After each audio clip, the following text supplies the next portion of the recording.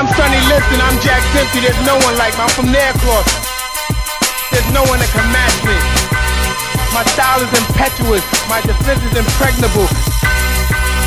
And I'm just ferocious, I want your heart, I want to eat his children. I was going to rip his heart out, I'm the best ever. Alright, we're back. Talk about this great performance by my boy Rigo last night. You know, when a guy hits you after the bell, you got to respond by hitting him after the bell. And not just hitting him after the bell. You got to lay that motherfucker out. That was just very strange. I don't know. I think there's some type of career frustrations coming out there. The I don't know why aggression was Rigo strange for decided to Rigo. Rigo usually very... wouldn't you say Rigo's very, usually very calm, cool, and collected? Mild-mannered. Yeah. Tame. Maybe to his detriment. Boring. Yes. I mean, I think that's part of his problem is he's too relaxed in the ring. But yesterday, for some reason, you know, he snapped. It was like the Incredible Hulk. The crazy thing about it is that was his most entertaining fight because I don't think I've ever had that much of a reaction or feeling toward a Rigondeaux fight 20 to 30 minutes after. Usually, after his fight, it's over with, and you're saying you don't want to see that anymore. So let's but paint after the this picture. fight, Rigo, you're like, wow. He knocks him out. There's a lot of discussion. Draculich, you know, one of the best referees going. Apparently not. Doesn't have a good reputation on Twitter for last night from what I'm seeing. Reviews the tapes. Calling for his retirement. Reviews the tapes. Determines it's a knockout. Then walks over to Flores' corner while Flores is still, you know, recovering. And tells him, hey, you just got knocked out. That part was weird to me. It's like, maybe don't tell him directly. You know, let the announcer handle that. So then, all right, so he tells him. And we're all good, right? Rigo's celebrating the win. Rigo's getting ready to go back to the hotel. And then Rigo gets word that HBO has talked to the head of the commission. They've shown him the tapes. And this win is not going to stand. Yeah, and Lampley and Max, I mean, they tag teamed this guy who is in charge of he's in charge of Nevada State Athletic Commission, maybe? Was that who they were talking to? I think that's who they were talking to. Anyway, they're like fucking roasting this guy and really pressing him like, what? And finally the guy was like, all right, guys, God, all right. It's a no decision. They need to have Max. They actually, from the fight game, they should just have Jim Lampley like ask all the questions at press conferences. I mean, this guy is just very... He was on that guy, man. He's like, what did you have ruthless. For lunch? How do you know that what you have for lunch didn't determine the decision you're going to make right now? This guy's like, all right, man, fine. You know what? For as many people that don't like Jim Lampley, yeah, that was he's good. He's very opinionated, at least. And every time the guy tried to waver, he was like, well, you know what? I know you're on a diet, and I know what you ate for lunch last night. So unless you want me to tell for yesterday, unless you want me to tell people, you're going to change the decision, goddammit. But how pissed is Rigondeaux going to be getting him to the back? He didn't have – He barely had time to shower. He was probably getting in the shower, and he heard that he's about to take a no decision. Or even a disqualification. Yeah, or even a DQ loss. I mean, it sounded like Lampley and Kellerman were asking for Rigo to be suspended. It sounded like it. It sounded like they wanted his boxing license revoked from here to attorney. All right. So we're just joking about the Rigo fight. Really, this is rapid reaction to War. I mean, that was just like the Tyson biting Holyfield's ear. That's how much controversy it caused after the fight. It was crazy. Well, you know what? Tyson Holyfield after the fight was shorter than the Rigo decision. It took them to come up with that. They reviewed those tapes for way too long. All right. So, Kovalev for the last 2 months has been campaigning, right? Solid 2 months. I think he talked about it a little too in the first fight, before the first fight, that he was going to end Andre Ward's career. I remember that distinctly, him saying that. And last night he shows up. He fought well. I thought he fought really well. And gets his career ended. And he possibly got his career ended because if you're Kovalev, where the fuck do you go? Where do you go from here? Right. And then I didn't even get to bring this up in the preview to this fight. You'd usually take what people say with a grain of salt. Right. And I think what we didn't factor in here is Kovalev's, I think a lot of that stuff too. I mean, I'm pretty sure he was confident, he was serious and stuff like that too. But I think a lot of that too was some bravado. You think he was trying to hype himself no, up? well, no, not that, but just some unnoticed promotion for the fight. Because really, there was not. I mean, aside from his trash talking in the lead up to this fight and between the two promotions, between fighters, there wasn't much. I mean, you told me that talking they were going on. giving away tickets for free last night. Hey, that's just what I heard, man. The word on the street. But yeah, no, I think a part of that too was Kovalev, because people think Kovalev's a stupid guy, but no, I think some of that was trying to sell the fight and hype up the fight, because as we learned, he didn't even have a guaranteed purse. Mm-hmm. So to me, I thought some of his actions were to create a little buzz and some controversy, which it did, and you could even see it in the fight where he was trying to, get the attention of the referee to, for him to enforce some rules and whatnot. So I think Kovalev, part of that was just being mentally weak, but part of that too was calculated and trying to, gain an advantage. But in terms of where he goes next, I mean, did you want me to go on that now, or is that you, or well, I mean, where are we going with this? He knows where he's gonna go next. I mean, he was complaining about the low blows. He that's what he's going off of. He was low blows. So basically, he's going again that he was cheated out of another victory. That's the angle he's gonna go. So he's not gonna retire, but the fight. I think in his dream scenario would have been to knock out Ward, and then to go on and fight Stevenson, right? Right. Dream. Not that it would have happened, but let's say in a perfect world. But now, I mean, he's basically, that guy who knocked out Agnew yesterday, maybe that's his opponent, his next opponent, because he's not going to fight Ward again. Ward's not going to fight him again. So, I mean, and I don't know money-wise what's really a big fight out there for him. He's just going to have to go fighting not second-tier opponents, because that division is pretty good, really good, actually. But guys where he's not going to be making the money he made, against Ward. Well, we don't even know he didn't make any money yesterday. Yeah, because yesterday he had $0 guaranteed. So that's where I think he goes. I don't know. It's tough for me. I think a guy that's so arrogant as Kovalev and confident and boastful, it's going to be hard for him mentally to get over this. I thought he felt like he was robbed in the first fight, which kind of enraged him, and played a factor in coming into this fight. But yesterday he felt he was robbed too, because he said that he was getting hit low. He said that's why the fight was stopped. It was illegal low blows. He got knocked out to the nuts, basically. Right. Well, but still, the point is that he got the fight taken to him, and in a tough man contest, it kind of looked like he bitched out. I mean, I'm just not. That's why I was extremely disappointed out of the fight.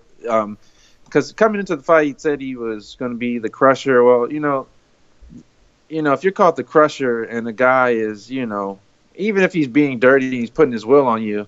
I mean, sometimes you have to take actions. You have to be the referee out there, right? You got to enforce the rules. You got to, step back up. Yeah, this is my thing too about everybody online bitching about low blows. It's like, this is boxing. Like, this happens a million times in boxing. If you feel, one, low blow is subjective, meaning, yeah, there's a rule, but it changes from fight to fight. So if a ref is letting a guy hit you there, then that means you can also do the same to him. So you have to enforce it yourself, especially if you're the guy who wants to kill the guy in the ring and you're the biggest, baddest guy on the planet. Don't be looking to the refs for, like, bailouts and, whining and crying most of the fight.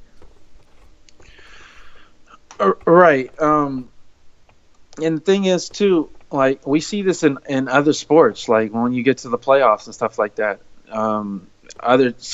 Some teams are separated from skill, right? From talent and ability, but in the playoffs, teams kind of even that gap because the officiating, the refs, they kind of just let them play.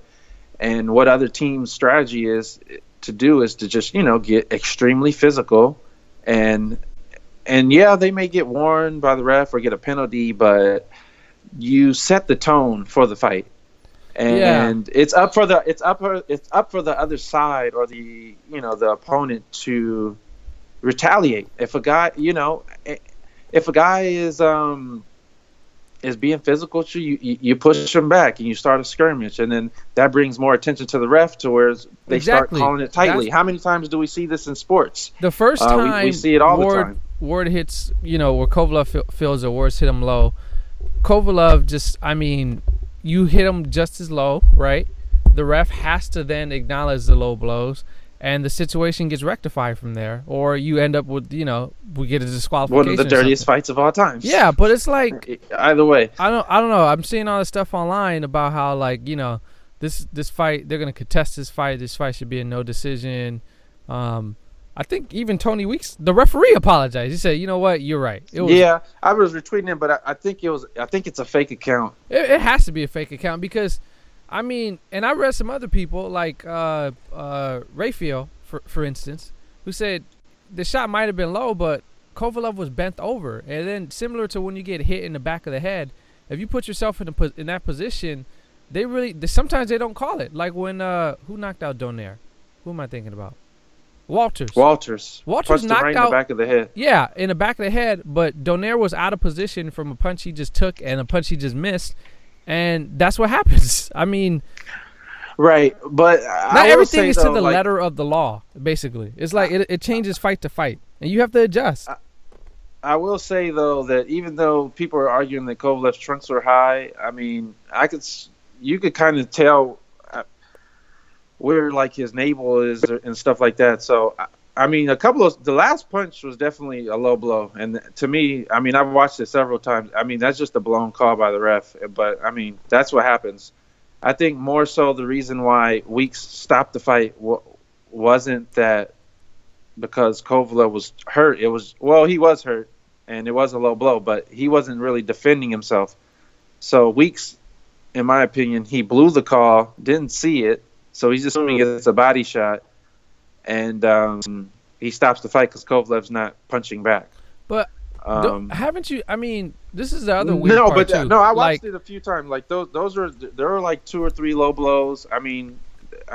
They are a factor. Ward was digging some awesome body shots too. So coupled with the great body shots that he was landing and a few low blows, it happens. But this is the sport. We've seen Miguel Cotto do this against. But haven't you seen guys who get hit with low blows, or who? Well, he wasn't on the floor. He was just kind of sitting down, and then he saw that the fight was being waved off, and at no point did he even protest it, like at all. And but I think that was more. I think that was more attributed to him just being hurt. He waited so long. Like he waited until the post conference to gather himself to come up with like his campaign of why he lost. It was just, I don't know. All right, so that happened. So they're gonna appeal the decision, main advancing in Kovalev, to try to get it overturned. But let's take a moment. But in the end, it doesn't matter because this fight's over. This series is concluded. To me, it's kind of like in sports where there's a series going, and if you don't get that first game or that critical game, like the rest of the series, kind of hinges on it. And that's the kind of the feeling that I had coming into the second fight where Kovalev didn't get the decision, and to me, that was pretty much it. That's because that's why I pick him to win the second fight. And I think that was his opportunity, and it didn't come through for him, and that was it. Now, I famously never listened to our podcast, so I don't know if I said this in the preview or if I just said this to you in passing. But I did tell you, the knockout isn't off the table. The knockout is on the table, and I was talking about for Ward. Because one of the things, controversy or not, in the first fight that I saw was the physicality. It was surprising to me that, behind Triple G, because Triple G is far and away number one most dangerous scare man on the boogeyman on the planet. Kovalev was in top 2, top 3, and Ward was just punking him around that first. Like, I take off the scoring and if Kovalev won or lost the first fight, whatever. Just getting punked. He was just getting like manhandled in that first fight. And that to me was surprising. And then this week, I know I didn't bring this up. I thought I did, but you know what? No, because we recorded before. But this week, Virgil Hunter told the media that he's only trained Andre Ward for a knockout 2 times in his career. Once was against Chad Dawson, and the other was last night. And he was laughed at. He was laughed out of the building by the reporters. I'll be honest. I mean, I didn't see a knockout in play. I thought more of Kovalev, but I mean, all the stuff that Andre Ward said came to fruition, and it does make and it is true. One of the things though in the fight that I would like to point out, bullies don't like being bullied. Yeah, and one of the things I'd like to point, the fight, I thought the actual fight before the last round was pretty good. Like Kovalev, I had him, on my personal scorecard, I had him up by maybe a round or 2. There were some real close rounds. He was fighting really well. But then in retrospect, when I thought about it, starting around the 4th or 5th round, when he really started, like he was really trying to unload, he was letting everything but the kitchen sink out, was because he kind of knew, like he was gassing, and he knew like, okay, this is my last stand. Because he was really fucking tired, like really, really early, like 3rd or 4th round.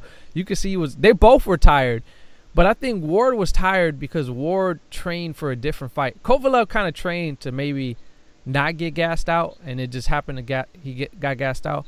Ward, as we saw, he trained to try to knock him out, so he was trying to. That's why he was getting tired, because he was trying to knock him out. From basically, I'd probably say from the 2nd or 3rd round on, like he was really trying to just end it. Yeah, and that's another thing to highlight.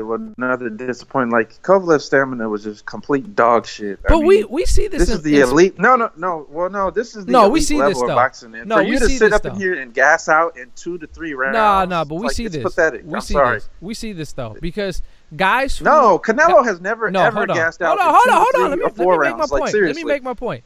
Guys who always gas out, they always do the same shit. I've trained hardest. I've never trained harder in my career. Yeah, okay. If you just gas out, that's just who you are as a person. That's just your body's conditioned to it. There's just like I'm sorry, but that was exceptionally pathetic last night. Sorry, I mean there's no ifs and ands. I don't think that was. I mean this is. No, I thought it was 3 or 4 rounds. Man, get out of here. I disagree. Don't even come back. What is that? For me to say that was pathetic, I'd have to take credit away from Andre Ward's body work, which was real last night. No, he had some good body work, but no. Come on, man. I'll just say the point I'm making though is in boxing, like you can't really just change who you are overnight. And maybe you think I'm taking credit away from Ward, but I'm putting the onus on Kovalev, who talked a lot of shit and didn't back it up. I mean, yeah, well that definitely. When you say you're gonna end the guy's career and the guy essentially makes you quit, I mean, like that's just, All right, we're just going around here. Yeah. As usual, you're not happy with the big fight. As usual, you're never happy. What big fight? What's the last big fight you were happy with? I like to see it. What's the last big fight you were happy with? I don't know.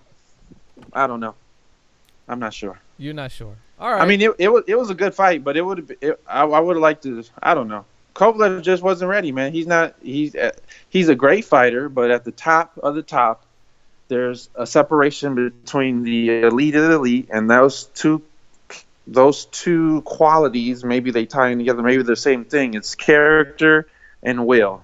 You can use other words like fortitude, and you can use other words like heart. And Kovalev at the top of the top can't. He can't. And then another thing that was kind of just alarming, and I didn't have confidence in Kovalev coming into this second fight, because in the lead up to the fight, in this preview at the fight game with Jim Lampley, he pretty much said that John David Jackson does the mitts, like I said last week, but he even doubled down and confirmed on it that, everything that goes on in his camp is controlled by him, which not even fucking Andre Ward. He's not training himself. Like, he's open. You gotta, in order to be great and to be really successful, you got to put yourself around other people who are smart and successful and be open to new ideas. And Kovalev is the guy that's prideful, too stubborn to make the necessary adjustments. And another adjustments that he didn't make is, and another problem style-wise, why Ward was able to do what he did is Kovalev lacks the variability in his offense. We never saw him shoot a left hook. He kept shooting his jab, and he tried to keep shooting the right over the top. And I told you that Ward is ducking low, and he positions himself in a way to try to get out of the way of the right hand. He's looking to take that strictly away. So what that means is you must throw your left hook, or you need to throw an uppercut, or you need to throw a different punch that Ward's not expecting. But Kovalev, I mean, he's used to pretty much his bread and butter working all the time. And when you're fighting a smart defensive fighter like Ward or Mayweather, they're going to take away your best weapon. So you better come with something else. And he didn't come with something else last night. But even then, it was still a good fight. It was still, the rounds were competitive. But, yeah, Kovalev just wasn't mentally equipped for this fight at all. All right. Let's end this on one positive note. There was a tweet that got sent out yesterday from the Superman, Adonis Stevenson, to Andre Ward. He said, let's unify the titles, baby. Let's do it. What do you think? Well, Stevenson's a joke. And if they fall right now, who would you take? Would you favor Andre Ward in that fight? Of course I'm going to take Andre Ward in the fight. Stevenson doesn't fucking fight anybody. Would you want to see that fight? What has Stevenson done in the last? Of course. Why? Why not? There's only, and this goes to another conversation before we try to end this.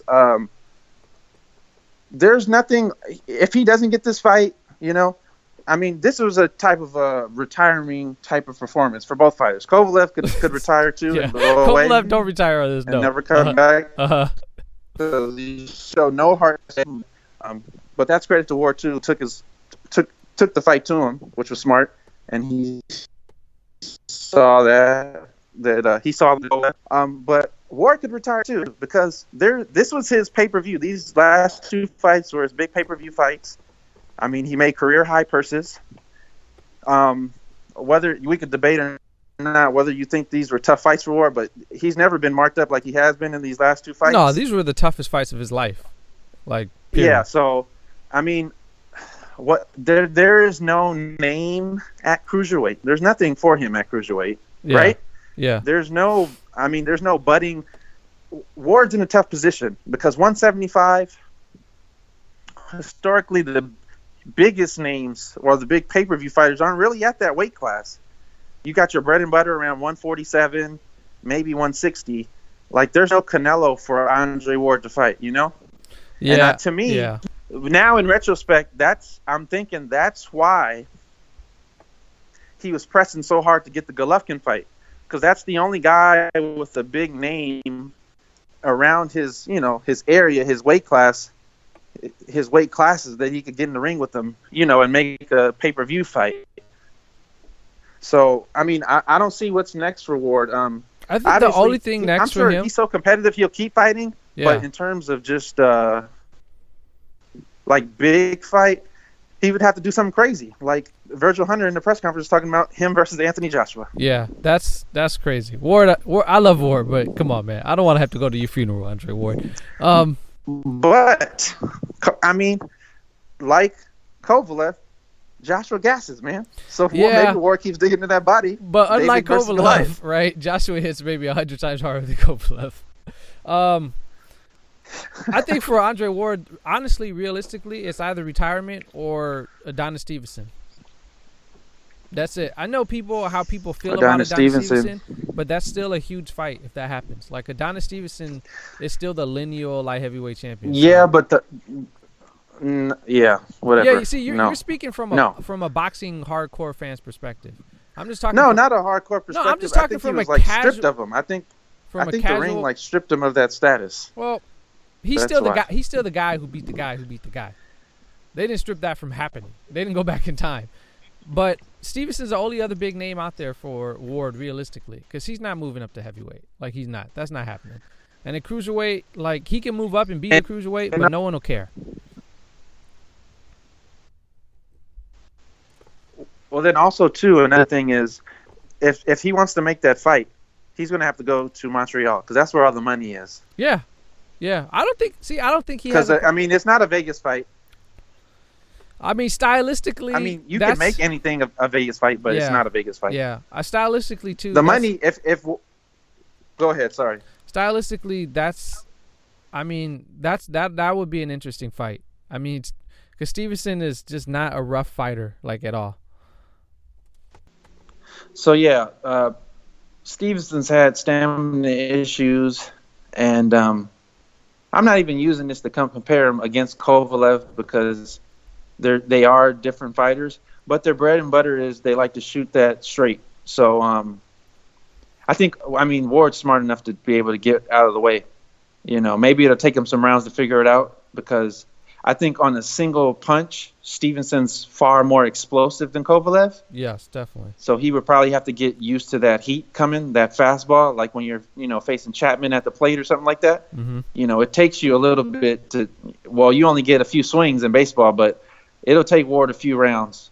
But, I did shred Kovalev because he talked a lot and he didn't back it up. But definitely a lot of credit to Ward because, like he said, he's not the most skilled guy and all that stuff, but he has the intangible, Yeah, and he's willing. He has the open mind. Yeah. He has the open mind to make the proper and necessary adjustments. And I will say that Andre Ward was like Buff Bagwell in there last night, man. He was looking really big, and I think that was a factor in him getting tired too, because he was fighting with more muscle this fight. Yeah, I mean and then also too, another great thing, credit to him for finally letting go that right hand, because that was the difference. That right hand rocked Kovalev's system, and then at the end, I mean, it was a formality after that. He knew what to do to break him down. So I mean, Andre Ward's a genius in the ring. Nobody ever said he wasn't, and he's. Another thing that makes a guy special like him and Floyd is, and other boxers, they're willing to take it there. You know what I mean? Yeah. Like they'll get down and dirty to get the win. They're willing to go there, where some guys are just like, this is box. They're willing to rough it up a little bit and do whatever they need to do to win. So credit to Andre Ward, pound for pound, number one. No questioning from me at all. You got it. Wow.